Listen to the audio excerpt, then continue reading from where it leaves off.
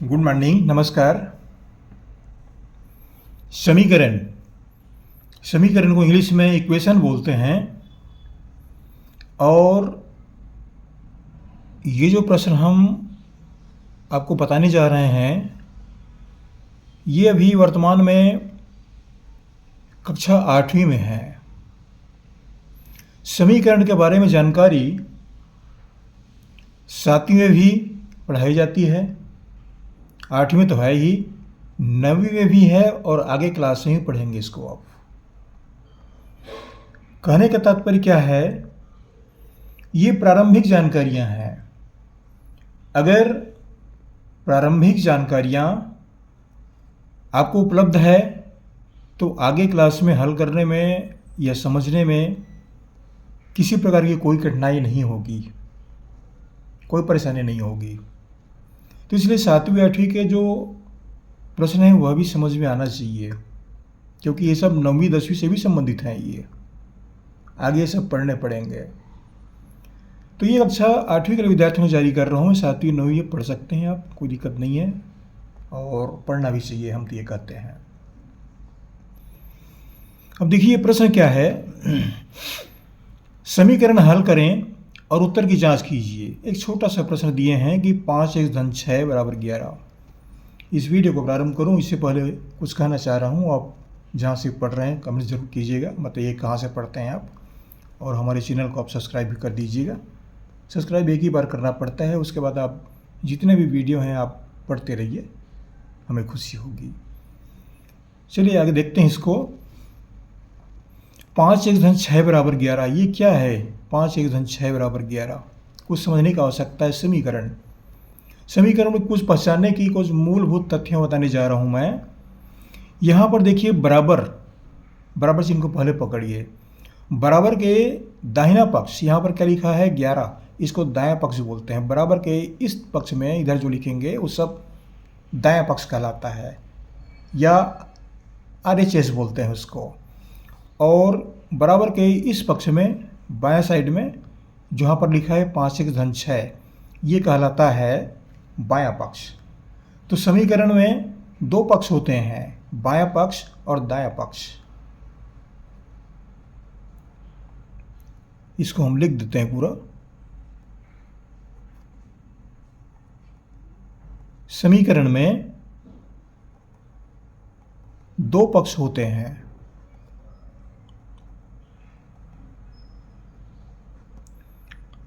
बायां पक्ष और दायां पक्ष।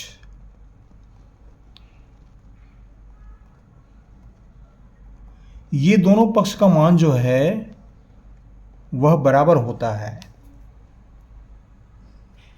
हल करेंगे तो मान बराबर होता है वह। अब ये समीकरण में आगे चल के पढ़ेंगे। अब एक चर का रैखिक समीकरण ऐसा पढ़ेंगे, फिर दो चर का पढ़ेंगे। तो थोड़ा सा मैं उल्लेख कर देता हूं। x जो है वह चर राशि कहलाता है। 5, 6, 11 ये अचर राशियां कहलाते हैं। x चर राशि है, 5, 6, 11 ये अचर राशियां हैं। x के जगह में y भी हो सकता है, a भी हो सकता है, b भी हो सकता है, वो सब चर राशियां कहलाएंगे। 5, 6, 11 के बदले में 15, 20, 25, 50 कुछ भी हो सकते हैं, वो सब अचर राशियां कहलाते हैं। तो ये चर राशि x है, x का मान हमको निकालना पड़ता है, x का मान निकालेंगे। तो कुछ सामान्य जो विधियां हैं बता रहा हूँ। तो विधियां तो 2, 3, 4 हैं, लेकिन अब मैं एक ही विधि को इसे प्रयोग कर रहा हूँ, क्योंकि थोड़ा समय वीडियो लंबा हो जाता है, ध्यान रखना पड़ता है इनको। अब देखिए क्या दिया है यहाँ पर, 5x धन 6 बराबर 11 ये दिया गया है। क्या करते हैं यहाँ पर, 5x को, ये चर राशि है, इसको हम अपने पक्ष में रखेंगे, मतलब बाएं पक्ष में रखेंगे, और 6 को दाएं पक्ष में ले जाएंगे। तो यहाँ पर क्या करते हैं, पक्षांतर क्रिया लागू करते हैं, या पक्ष बदलने की क्रिया भी ऐसे बोलते हैं इसको। पक्षांतर क्रिया लागू करते हैं। पक्षांतर माने पक्ष बदलना, एक पक्ष की राशि को दूसरे पक्ष में ले जाना, वो कहलाता है पक्षांतर क्रिया। तो हम 6 को दायां पक्ष में ला रहे हैं, तो जब बदलेंगे तो इसका चिन्ह धन है, तो लाएंगे तो ऋण हो जाएगा, धन का ऋण हो जाता है। पक्ष बदलने पर चिन्ह बदल जाते हैं, परिवर्तित होते हैं। तो हम लिखेंगे यहाँ पर 5x बराबर 11 ऋण 6। अब 6 का चिन्ह इधर धन था तो ऋण हो गया, घटा देंगे इसको 11 में 6, 5x बराबर 11 में 6 गया 5, या x बराबर 5। ये 5 जो है अंश में रहता है और x के साथ में जो राशि रहती है, गुणांक रहता है, वह इसके नीचे आता है।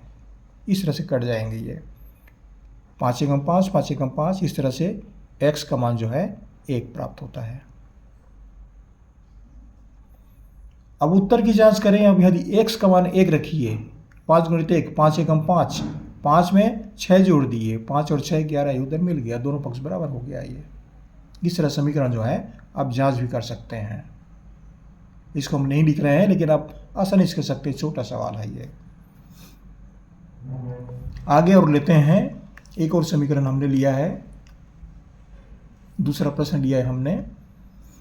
4x धन 18 बटा 5x बराबर 2। समीकरण हल करना है और x का मान ज्ञात करना है। x चर राशि है, मान चर इसलिए बोलते हैं कि मान बदलते रहता है, और अचर इसलिए बोलते हैं कि मान नहीं बदलता है। 4, 18, 5, 2 ये सब लिखा हुआ है, ये सब क्या है? अचर राशियाँ हैं, इसके मान नहीं बदलते। 4 को 4 ही कहेंगे, 5 को 5 ही कहेंगे, उसको 6 नहीं कहेंगे। स्थिर है मान उसका। ये कहने के तात्पर्य है। अब इसको हम नीचे ले लेते हैं समीकरण को। 4x धन 18 बटा 5x बराबर 2, इस तरह से दिया हुआ है। अब क्या करेंगे इसके लिए? ये अंश और हर के रूप में है, तो इसको भी हम अंश और हर के रूप में बनाते हैं।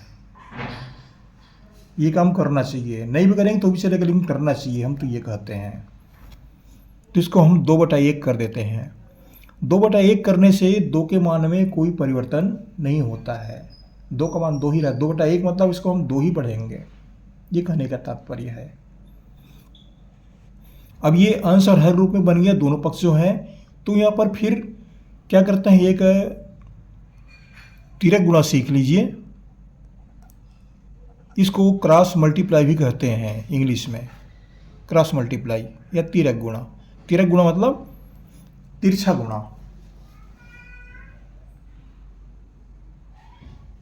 एक का अंश दूसरे का हर, जैसे 4x धन 18 है तो 1 से गुणा करेंगे और 5x को 2 से गुणा करेंगे।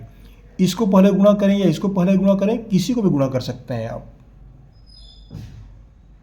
इसको पहले चाहे तो इसको गुणा कर दीजिए, इसको चाहे तो इसको गुणा कर दीजिए, किसी भी को गुणा कर सकते हैं, यहाँ पर कोई कठिनाई नहीं है। अब देखिए हम क्या करते हैं, 5x को 2 से गुणा कर देते हैं।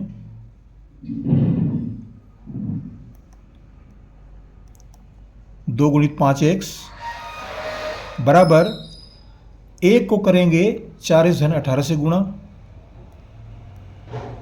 4x धन 18, इसको कोष्टक के अंदर लिख दीजिए, लिख देते हैं इसको, इस तरह से लिखेंगे। अब क्या करेंगे, 2 को 5 से गुणा कर दो, 2 पंचे 10, x को x ही रहने दीजिए, बराबर 1 को 4 से गुणा करेंगे तो ये मान वैसे ही रहेंगे, यथावत रहेंगे। 1 को 4 से गुणा करते 1 चौक 4, तो सीधा मैं लिख देता हूँ इसको 4x। 1 को 18 से गुणा करेंगे तो 1 गुणित 18, इसको ले लेता हूँ, पूरा ले लेता हूँ मैं, इस तरह से कर देते हैं। विद्यार्थियों को समझने में थोड़ी सी दिक्कत आती है, इसलिए पूरा लिखना पड़ रहा है। 1 गुणित 18, इस तरह से हो गया ये, बराबर 10x बराबर 1 चौक 4, 4x, और 18 गुणित 1 बराबर 18। अब यहाँ पर 4x को हम भूल गए हैं, लिख देते हैं इसको। अब ये 4x है, 4x का पक्षांतर करेंगे। पक्षांतर किससे करेंगे? 4x। x जो राशियाँ हैं या जो चर राशियाँ हैं उसको बायां पक्ष में लिखा जाता है। बायां पक्ष मतलब इस पक्ष में, बराबर पक्षांतर करेंगे तो 4x का चिन्ह जो है यहाँ पर कुछ भी नहीं, मतलब ये धन है। इस पक्ष में लाएंगे बाएं पक्ष में तो ये ऋण हो जाएगा, 10x ऋण 4x बराबर 18। 18 अपने ही पक्ष में है। अब देखिए x का घात समान है, घात एक ही है इनका, इसका भी घात 1 है, इसका भी घात 1 है, ये घट जाएंगे, समान राशियां ये। अगर घात अलग अलग हैं तो नहीं घटेंगे। तो 10 में 6, 4 घटा दीजिए, ये बच गया 6x बराबर 18। अब x के साथ में 6 को हटा देते हैं तो ये मान जो है प्राप्त हो जाता है। फिर क्या करेंगे, x का मान लिखेंगे 18/6। जो चर राशि x है इसके साथ में जो गुणांक है, ये गुणांक 6 है, तो ये 6 जो है 18 के नीचे में आ जाता है ये। अब ये 2 से भी कट सकता है, 2 तिया 6 और 2 नहीं 18, 3 से भी कट जाएगा और 6 से भी कट जाएगा, कोई भी संख्या से कटा सकते हैं। तो हम 6 से ही कटा देते हैं, थोड़ा सा लंबा हो जाएगा। 6 कम 6, 6 तिया 18, 1 से बराबर 3। ये x का मान होता है x बराबर 3। ये आंसर हुआ।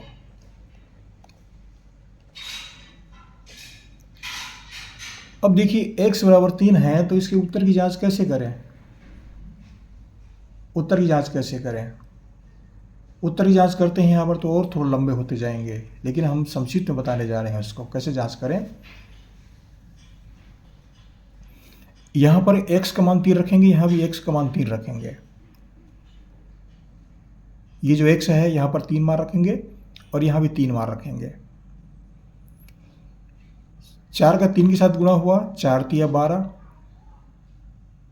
4 तिया 12, 12 और 18 30,